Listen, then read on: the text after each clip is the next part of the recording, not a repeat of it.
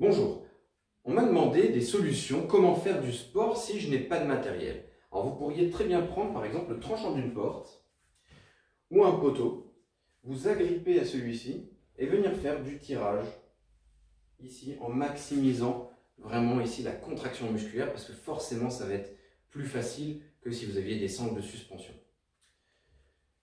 Autre possibilité, vous pourriez vous accrocher à la poignée de la porte. On en voit d'autres même qui font des tractions sur leur porte. Alors, il faut vraiment que vos portes soient vraiment solides. Une autre solution, si vous faites maintenant du judo ou du karaté, vous avez une ceinture de sport de combat. Vous faites un gros nœud, vous le passez ici et vous venez bloquer la porte et vous venez prendre votre ceinture et vous faites vos séries. On peut faire exactement la même chose avec des sangles de suspension. Les sangles de suspension, on peut les bloquer dans la porte. Pareil, il faut que la porte soit quand même assez solide et le montant aussi assez solide. Donc voilà, ça ce sont des solutions pour faire à poids du corps. Si vous voulez faire du tirage à poids du corps, mais que vous n'avez pas de poids, de kettlebell, etc. Vous pouvez très bien prendre un sac, vous allez mettre pas mal de choses dans le sac pour qu'il soit dur, mais pas trop pour qu'il craque non plus. Et là, vous allez travailler, pareil, sur la contraction musculaire, lentement, avec des tempos, pour essayer de faire en sorte de maximiser la contraction du muscle. Vous pourriez très bien faire ça avec un pack d'eau ou avec un sac à dos. Comment faire du tirage si vous ne pouvez pas faire de traction avec un élastique? Si vous avez un élastique à votre disposition, il vous suffira d'accrocher votre élastique ici à un poteau, ou alors tout simplement vous allez faire un nœud avec une corde, un gros nœud avec une corde ou avec une grosse serviette et vous allez le caler dans le haut d'une porte.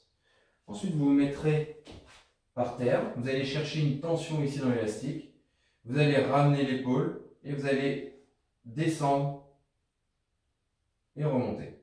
Je ramène l'épaule vers le bas pour rapprocher mes omoplates, je descends mes coudes et je remonte. Rappelez-vous que rappelez-vous aussi que malgré cette situation, il y a certaines boutiques en ligne qui continuent à vendre du matériel et vous pouvez vous acheter du matériel de sport. Moi, ce que je vous conseille, c'est d'acheter des élastiques. Alors, mes élastiques, personnellement, je les achète sur le site de Christophe Cario. Je vous conseille d'acheter des élastiques jaunes, rouges, violets et verts qui constituent tout le panel de force que vous allez retrouver en fonction des exercices que vous allez pouvoir faire. Et vous pouvez aussi également acheter des kettlebells.